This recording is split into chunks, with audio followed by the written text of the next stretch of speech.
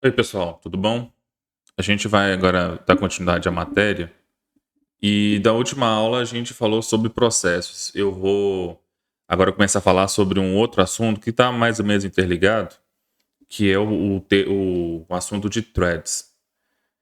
Esse termo, ele é um pouco confuso às vezes para as pessoas, especialmente porque ele é muito teórico. Então eu vou começar com um exemplo aqui e a partir do exemplo a gente discute a parte conceitual, tá bom?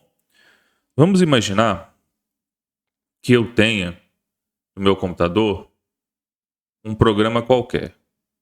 Não importa qual seja, pode imaginar o programa que você quiser aí. Mas aí eu tenho um programa aqui. Ele não está aberto, tá bom? Ele só está ali existindo no meu dispositivo de armazenamento. Pode ser SSD, não importa. Ele está lá, tem o código, tem as instruções, ele está ocupando um determinado espaço, show de bola. No momento que eu clico para que esse programa seja aberto, no computador, no videogame, no celular, no notebook, tanto faz, eu estou solicitando a abertura desse programa. Quando eu faço isso, o meu sistema operacional ele é obrigado, e aí a gente viu isso na aula sobre processos, a fornecer as informações que descrevem e permitem que esse programa seja executado no meu computador. Esse conceito é o conceito que a gente viu lá de processo. Então, nós temos um programa aberto. Eu estou usando aqui a representação do Machado do Maia. E esse programa que foi aberto, ele ganha 3 tipos de categorias de informações. O contexto de hardware. Opa, peraí. O contexto de hardware. O contexto de software.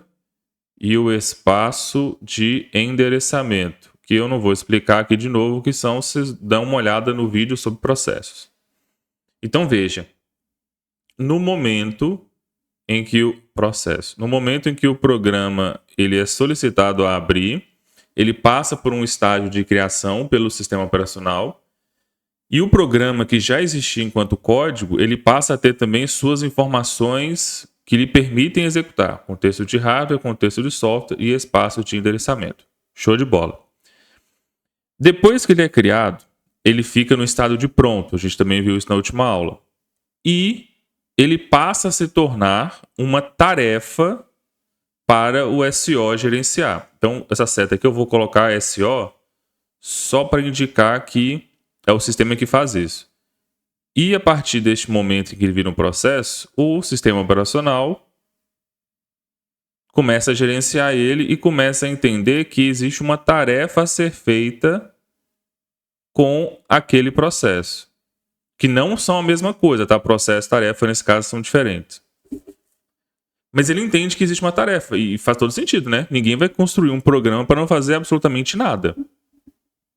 Quando vocês programam alguma coisa, vocês programam pensando em ter algo para ser feito. Até uma simples calculadora, ela vai fazer alguma coisa, que é o quê? Calcular. Então existe uma tarefa. Vamos guardar essa informação aí. Lá nos primeiros sistemas operacionais, quando começou a ideia de processo, nos sistemas multiprogramáveis, nós tínhamos vários processos, ok? Só que cada processo ele tinha apenas um fluxo de tarefa associado a ele. Então, era como se um processo era uma tarefa. Vamos pensar a nível de programação, de algoritmo, uma coisa simples. Vocês estão fazendo um algoritmo, pode ser em linguagem C ou C++. Um algoritmo que soma 2 números inteiros. Só isso, ele só soma 2 números inteiros. Tem a variável x, variável y, soma x mais y, pronto. E mostra o resultado. É uma tarefa, não é? Sim, é uma tarefa. Ele está processando dados e mostrando o resultado. Então, antigamente, a ideia do processo era oferecer apenas uma tarefa para ser executada e para que o sistema operacional precisasse gerenciar. Mas, com a evolução do hardware, começou a se perceber que precisávamos de formas mais eficientes para gerenciar os recursos do computador, memória, armazenamento, processador, etc. E precisávamos de uma forma mais eficiente para melhorar a concorrência dos processos. Para isso, lá no final dos anos 70, início dos anos 80, o pessoal começou a pensar em alguns conceitos paralelos. Eu vou colocar aqui só para a gente saber. Alguns nem chegaram a ser aplicados comercialmente, não, mas o pessoal começou a pensar em conceito de processos leves, subprocessos, esses sim existem, subprocessos. Mas surgiu, em meados dos anos 80, que é o mais importante para nós hoje, que é a ideia dos threads, ou das threads. Para ser bem sincero, eu não sei dizer qual que seria o pronome em português. Eu já vi alguns autores escrevendo o thread, ou os threads, e também já vi gente escrevendo as threads, ou a thread. Então, pode ser que eu acabe misturando os dois aqui na minha fala, e eu já falo para vocês que eu não sei qual é o correto, tá? Mas o que nos importa aqui é saber que hoje a ideia de threads é para nós o mais importante, o conceito mais importante. Por quê?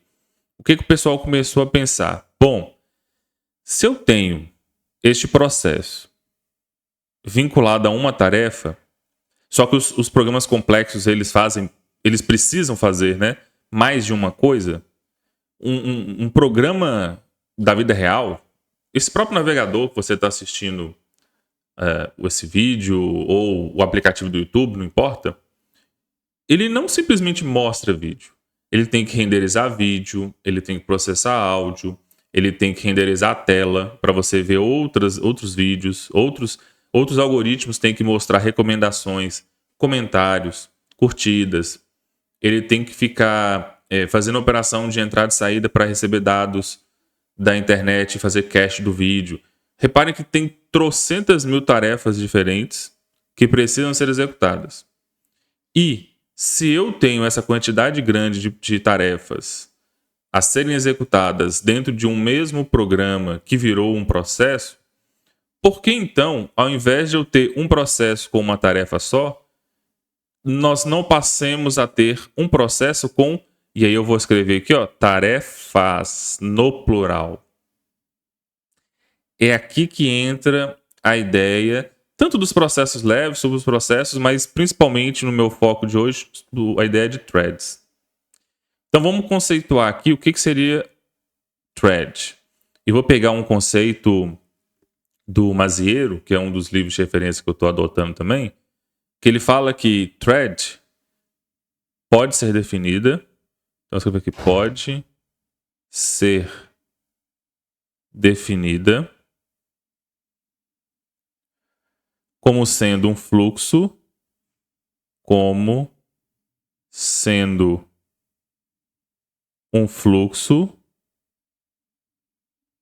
de execução independente. De execução independente.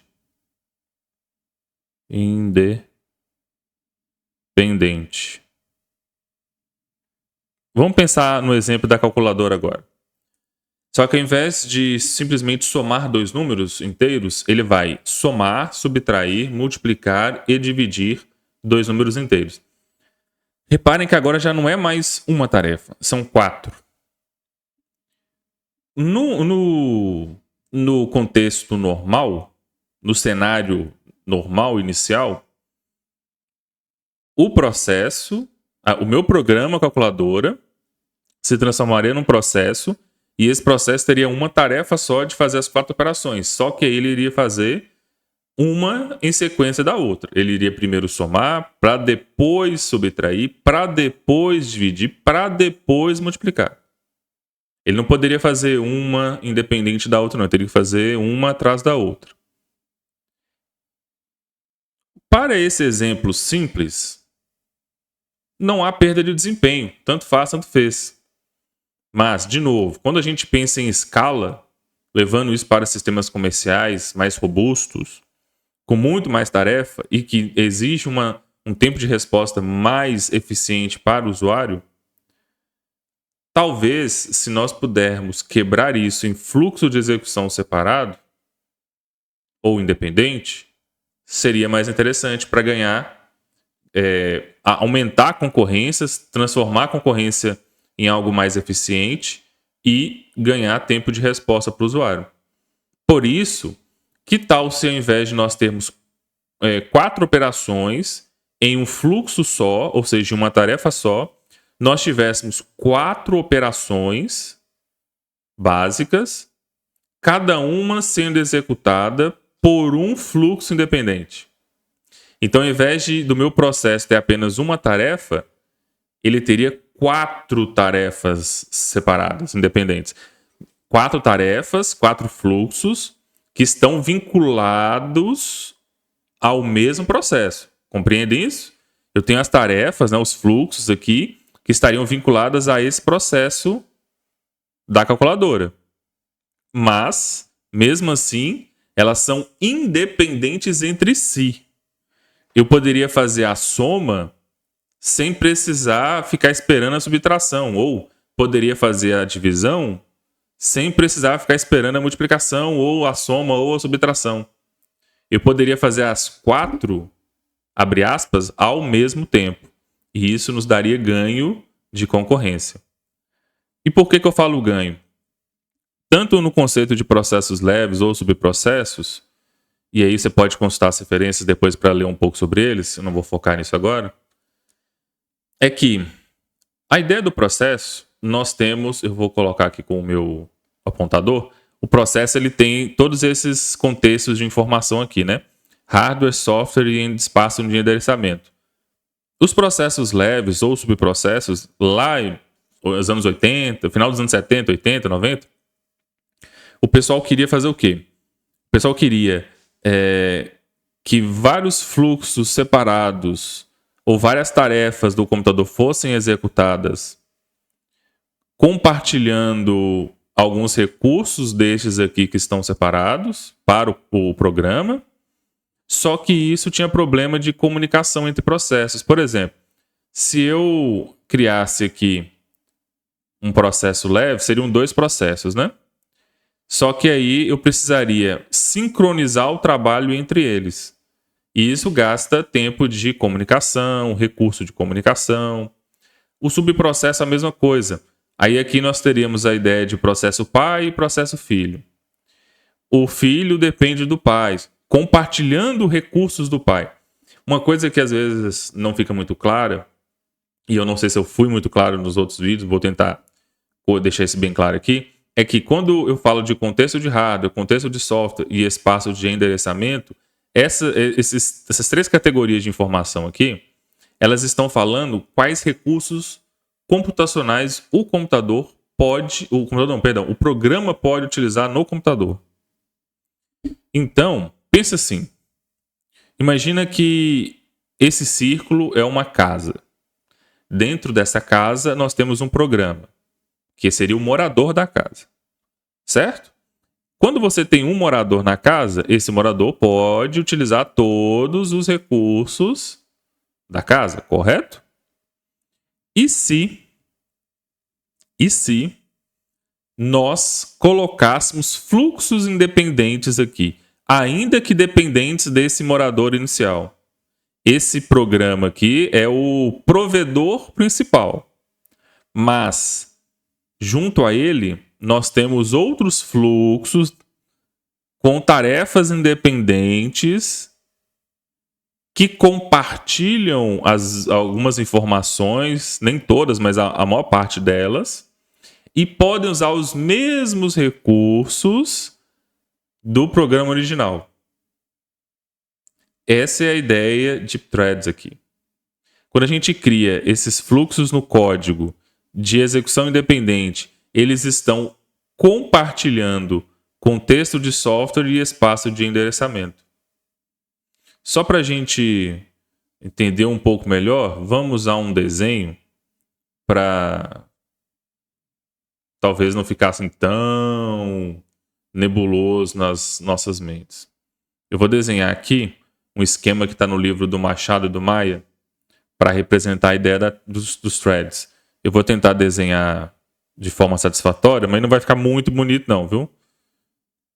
Imagina o seguinte, eu tenho aqui um fluxo de código que eu vou chamar de thread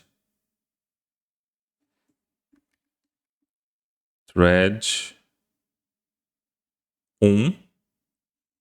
Eu vou ter um segundo fluxo aqui de código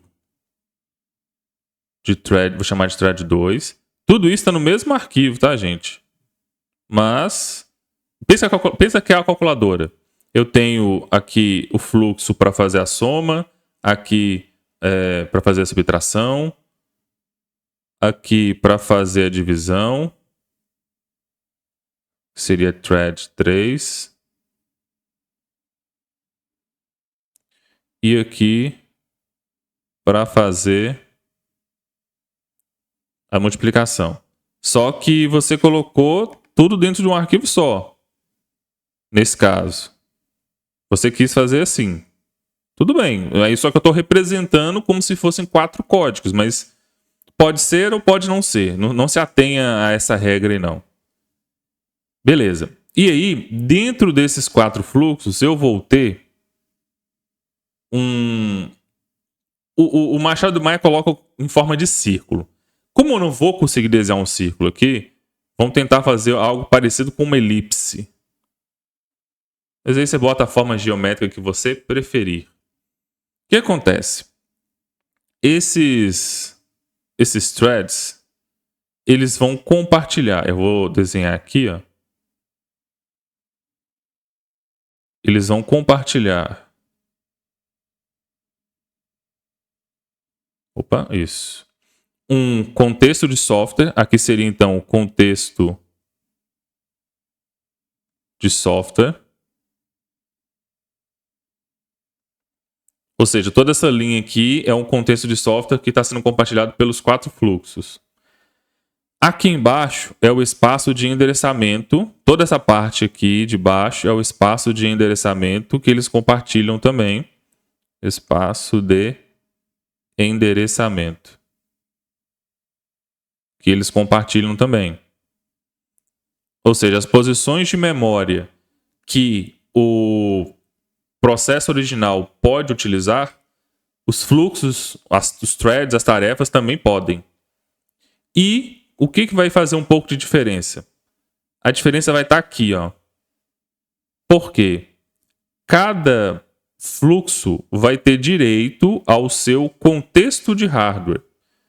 Já que eles fazem hardware, já que eles fazem processamentos independentes, significa que cada um deles tem um dado de processamento diferente, correto? Então eles precisam ter contexto de hardware diferente. Ou seja, contexto de software é compartilhado. Uma ou outra informação não é, por exemplo, número do processo. Ou no caso aqui, número do thread. Aí muda. Porque cada um tem que ser independente, né? Igual o CPF de ser humano. Muda. Mas prioridades, isso aí pode ser compartilhado. Cota também é compartilhado. Data de criação pode ser. O espaço de endereçamento é compartilhado. E o contexto de hardware é para cada thread. Então esse fluxo aqui, thread 1 que eu chamei de soma, no meu exemplo da calculadora, tem o seu contexto de hardware. O thread 2 que eu chamei de subtração tem o seu contexto de hardware. O thread 3 que eu chamei de divisão tem o seu contexto de hardware. E o thread 4, ou a thread 4, tem o seu contexto de hardware, que eu chamei de multiplicação. Qual que é a vantagem de fazer isso? Simples. No computador, quando o sistema operacional ficar encarregado de escolher qual processo vai para a CPU, ele não vai ter que escolher apenas um processo. Agora eu tenho 4 fluxos independentes, ou seja, eu tenho 4 partes que podem ser escolhidas. E aí, como eu tenho esse aumento de concorrência, as chances do meu programa ter as suas partes já escolhidas pelo sistema operacional para ser executado e finalizar aquele fluxo independente são maiores. Se eu tenho 4 e rapidamente eu finalizo 3, só fica um fluxo rapidamente para ser terminado. Então, provavelmente, eu terei um ganho de resposta para o meu usuário. Ele vai ter a percepção de que tem muito mais coisa acontecendo em menos tempo. Certo? Que é o que acontece. De novo, vocês estão vendo esse vídeo pelo aplicativo do YouTube ou por um navegador. Tem várias coisas acontecendo ali, coisas que inclusive você nem se dá conta por causa dos diversos fluxos independentes. Sejam pelos subprocessos, sejam pelos threads. Os dois acontecem simultaneamente em um computador moderno. A ideia dos processos leves é que não vingou muito, mas subprocesso e threads sim. Então, a gente ganha essa vantagem aí de poder aumentar a concorrência e já ter algumas partes do meu código completo finalizado. E, além disso, nós temos uma outra vantagem com a ideia do thread, que é o seguinte. Reparem, de novo, que os fluxos independentes aqui, que são 4, eles compartilham espaço de endereçamento, compartilham contexto de software. É muito mais fácil para mim, pessoa programadora, ou pessoa que desenvolveu o SO, gerenciar a comunicação do thread 4 com o 3, do 3 com o 2, do 2 com o 1, do 1 com o 3, do 1 com o 4 e assim sucessivamente. Por quê? Porque eles têm as mesmas posições de memória. As mesmas assim, eles podem compartilhar as mesmas, né? Não necessariamente eles estão na mesa, não, senão um sobrescreveria o outro. Mas eles têm as mesmas. Então é mais fácil criar um buffer de comunicação, uma área específica de comunicação, tá? E fora o contexto de software também, que às vezes facilita esses entendimentos aí entre os processos. Entre os threads, perdão. Então, qual que é a proposta do vídeo? Explicar essa questão de divisão dos fluxos. Uma coisa que eu falei para minha turma na aula presencial é que eles, no caso, estão no segundo período, estão começando. Eles fazem lá programas em C++. E eu tenho certeza que, por default, ou seja, por padrão, eles estão fazendo programas monothread. E aí é bom que eu já falo sobre isso. O que é o monothread? Ou um ambiente monothread ou o que é um programa monothread? Mono, ou seja, um fluxo só. Por padrão, a menos que o desenvolvedor indique isso, o processo ele é criado com uma tarefa só. É simples assim, tá? Por padrão, um processo ele é criado e o sistema operacional vai entender que ele tem um fluxo só, uma tarefa só. Aí, se a pessoa quiser que várias partes do código tenham fluxos independentes, ela precisa indicar isso por meio de bibliotecas, ferramentas e criar um ambiente multi-thread. Aí ele vai indicar para o sistema operacional que aquele programa que foi aberto e que vai ganhar um processo, ele vai ter vários fluxos independentes ou várias tarefas independentes. Ou seja, vários threads.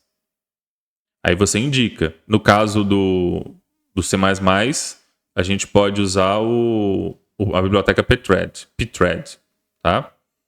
No livro do Mazieiro, ele até comenta também aqui que antigamente, vou até pegar aqui direitinho para a gente não cometer o equívoco.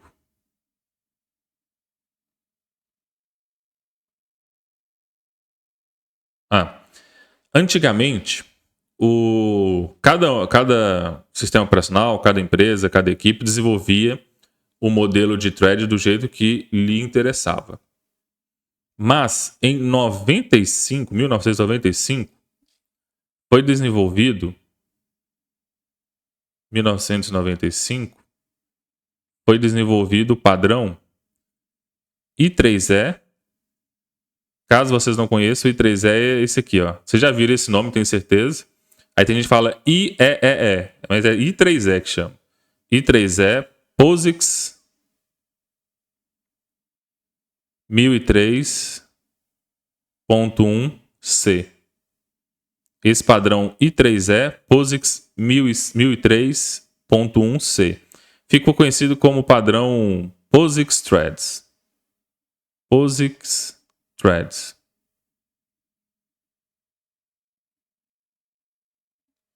Esse padrão ele determina uma interface para construção de threads em linguagem C.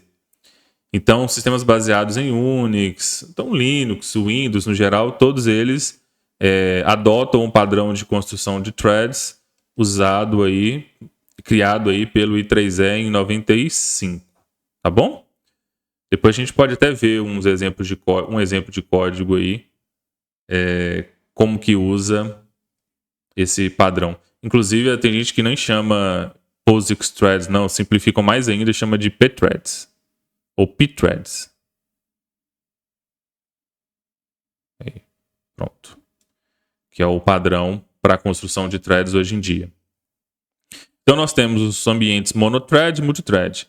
Por default, quando o sistema operacional está construindo o processo em torno do programa, ele vai entender que é um fluxo só. A menos que você indique que não e você crie suas threads e transforme o seu programa em multithread.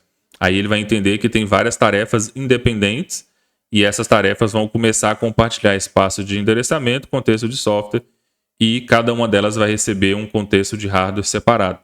Inclusive, na aula de processos eu falei que as informações do processo são armazenadas no Process Control Block ou no PCB, né, que é o Process Control Block.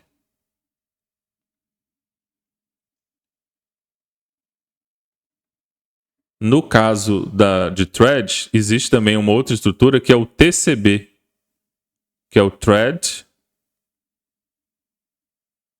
Control Block. Control Block. Tem alguns autores que chamam de TLS. Thread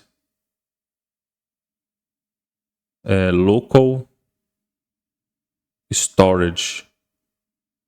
Vocês vão encontrar os dois storage. Vocês vão encontrar os dois na literatura aí. Storage não ficou muito legal, mas peraí. Storage. Isso. Pronto, melhor. Então essas duas aqui são as estruturas de armazenamento dos contextos dos threads, né? São, na verdade, uma estrutura de dados. É só para guardar o contexto de hardware, as pilhas, questão de posição de memória e tal. Aí você vai ter o PCB para o processo como um todo e vai ter o TCB ou TLS para cada uma das threads. Nesse caso eu tenho 4 threads, eu vou ter 4 TCBs ou 4 TLS. Outra coisa também que é importante eu destacar aqui é que nós temos um esquema de modelo de thread, que é o esquema... Deixa eu apagar aqui rapidinho. Eu vou apagar esse lado aqui.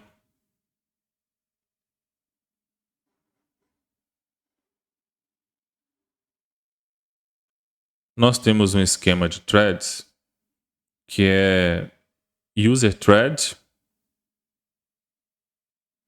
ou thread do usuário, né? e o kernel threads. Ou threads do núcleo. Threads de núcleo. O user threads é basicamente as threads que você, enquanto usuário, vai criar. E o kernel threads já é do SO. Por quê? Quando você indica que você tem fluxos independentes, o sistema operacional precisa gerenciar esses fluxos independentes. E aí, ele pode... Tem várias estratégias, depende do SO nesse caso, mas eu vou falar delas. Ele pode associar um fluxo, um thread no núcleo para um do usuário, ou ele pode simplesmente pegar todos os fluxos que você falou que tem e juntar em um só. É tipo assim, imagina que você fala que seu programa tem 3 fluxos aqui. Então, o seu user thread você tem 3. Só que aí quando chega no SO, o SO entende só um. Ele junta os 3, ele manipula os 3 para funcionarem como um só. Pode acontecer. Então aqui seria o kernel threads e aqui seria o user threads, né? UT e KT. Outra possibilidade também é de você, por exemplo, eu tenho 3 fluxos, você define isso. Quando chega a nível de kernel, o sistema operacional ele vai entender um para cada. Então eu tenho 3 no modo usuário, vou ter 3 threads no modo kernel também, uma para cada que eu criei. Outra possibilidade aí depende da implementação do SO, você falar que você tem 3 fluxos no seu programa e aí o SO definir 2. Ele foi lá, fez o processamento e compreendeu que poderia pegar dois threads aqui, 2 fluxos, juntar em um, e ao invés de no final ter 3 threads no modo kernel, teria 2, tá? Então aí cada caso é um caso. Aqui, por exemplo, esse primeiro exemplo aqui é o modelo N para 1, ou seja, você tem N threads vira 1 no final. Esse segundo modelo seria o modelo N para N. Você tem N threads viram N threads no modo kernel. E aqui seria N para M. Não são a mesma letra, viu? N de Nair e M de Maria. Então você tem N threads e viram M threads depois. Não é 1, mas também não é igual a N. São as 3 possibilidades de modelo para a construção dos sistemas operacionais. Quem define isso? A equipe que desenvolveu. No caso das threads de usuário, é você. Você que tem que criar suas user threads lá com as bibliotecas. Agora, a do kernel, quem determina isso é a própria construção do sistema operacional lá que foi desenvolvido pela equipe. E aí, cada caso é um caso, tá bom? E esses threads, para que eles servem? Bom, já que cada um dos fluxos vira uma tarefa, eles começam a disputar processador, basicamente. A ideia é você ter mais fluxos, mais código, mais processamento disputando recursos de CPU, memória, essas coisas. Por isso que quando a gente está trabalhando com computadores Windows, todos na verdade, mas eu vou abrir, como eu estou no Windows aqui, eu vou abrir minha janela para vocês verem. Aqui. Deixa eu colocar aí para vocês na tela. Aqui meu computador. Repare um detalhe para nós de processos aqui, ó. Eu tenho alguns aplicativos abertos, eu tenho alguns processos em segundo plano. Eu não abri a maior parte dessas coisas. Eu mesmo não. Mas olha o tanto de coisa que tem rodando no meu computador. Por exemplo, eu tô com o programa de gravação de tela, tá rodando. Eu tô aqui com o programa da mesa digitalizadora rodando, o microfone rodando, o navegador tá rodando, tem alguns PDFs abertos, beleza, mas olha o tanto de coisa que tá rodando nessa máquina aí, sem eu necessariamente ter aberto. Aí repare que, por exemplo, o OBS Studio, que é o programa de gravação, ele tem aqui uma seta que eu posso expandir e ele me mostra mais alguma coisa. Então, repare que cada um dos programas, eles têm outros programas, são subprogramas ou threads, que mostram como que eles trabalham com outros fluxos, que não só o fluxo único, tá? Então, isso daqui é para a gente um indicativo de que nós temos a proposta hoje dos sistemas operacionais que eles possam, no máximo possível, aumentar a quantidade de processos, subprocessos e threads para que nós tenhamos mais concorrência no computador e assim ele fique mais ocupado, trabalhando mais. Em tese, esteja sendo sempre utilizado, porque você não vai pagar por uma coisa que de fato você não vai utilizar no máximo do nível possível, tá? Permita que eu faça uma complementação. Eu queria mostrar essa tela para vocês aí, do meu gerenciador de tarefas. Minha CPU não está sendo muito exigida, não. Oscila ali 10, 12, 20%, mas ok.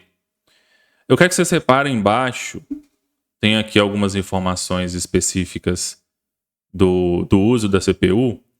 Repare no número, 220 processos. Pode mudar, tá? Mas enfim, em torno de 220 processos.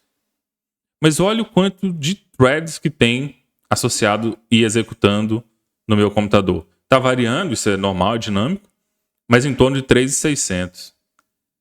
Mas peraí, como que tem 3.600 threads e 220 processos? Simples. A ideia é exatamente essa. Muitos processos já são feitos para terem diversos fluxos. Então aí nós temos threads na casa dos milhares, enquanto os processos estão na casa das centenas. E eu não abri 220 programas. Muita coisa está rodando do próprio sistema operacional.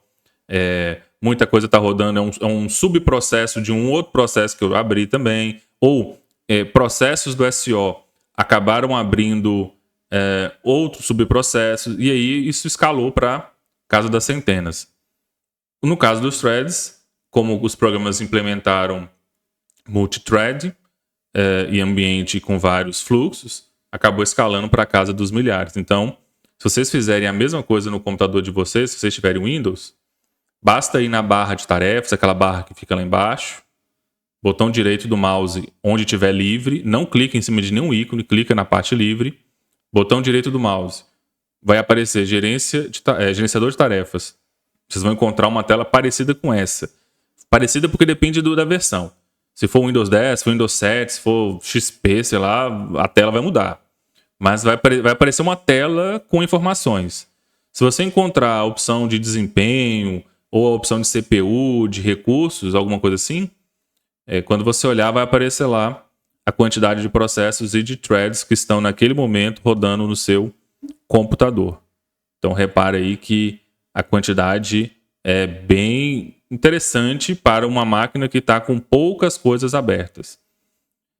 Ah, Felipe, mas isso aí é bom? É bom, porque eu estou aumentando a concorrência. Eu estou aumentando a quantidade de coisas que estão disputando a CPU e já estão me dando resposta. Eu estou gravando, eu estou vendo a minha tela, eu estou com uma tela secundária, eu estou com a mesa digitalizadora, eu estou com muitas coisas acontecendo e, para mim, usuário, tudo ao mesmo tempo. Só que o meu computador, por exemplo, ele tem 6 núcleos. Tá escrito aí no canto, né? 6 core, 6 núcleos. Eu tenho 3.600 threads, fluxos, disputando 6 núcleos. E não parece que eles estão disputando. Parece que está tudo sendo executado ao mesmo tempo. Parece que é como se tivesse 3.600 núcleos executando tudo ao mesmo tempo. Mas não é. Na prática, não é. Ok? Interessante isso, né? Isso aí você pode ver no Windows também, no Mac, de qualquer forma. Bom, esse vídeo já está encaminhando para o final, já está grande o suficiente. Mas eu acho que, espero que tenhamos sido um pouco claros em relação à ideia de threads. Hoje o que nós temos a nível prático? Nós temos uma junção das ideias de processos com a ideia de thread. Nem todo programa vira threads. Aliás, todo programa vira processo, mas nem todo processo tem várias threads. Repito, os programas que o pessoal costuma fazer no início de curso é monothread. Então, ele é um processo que tem um fluxo só e pronto. Então, nós temos essa mistura da ideia dos processos com os fluxos independentes, que é a ideia do thread. Mas é importante a gente saber isso porque, da mesma forma que quando você estuda a disciplina de arquitetura e organização de computadores, a gente descobre lá que existem os gigabytes, os megabytes, os kilobytes, os bytes, e chega no final lá, descobre-se que, na verdade, a unidade mínima de trabalho de um hardware é o bit, hoje, o 0 ou 1. A unidade mínima de trabalho do sistema operacional é o thread.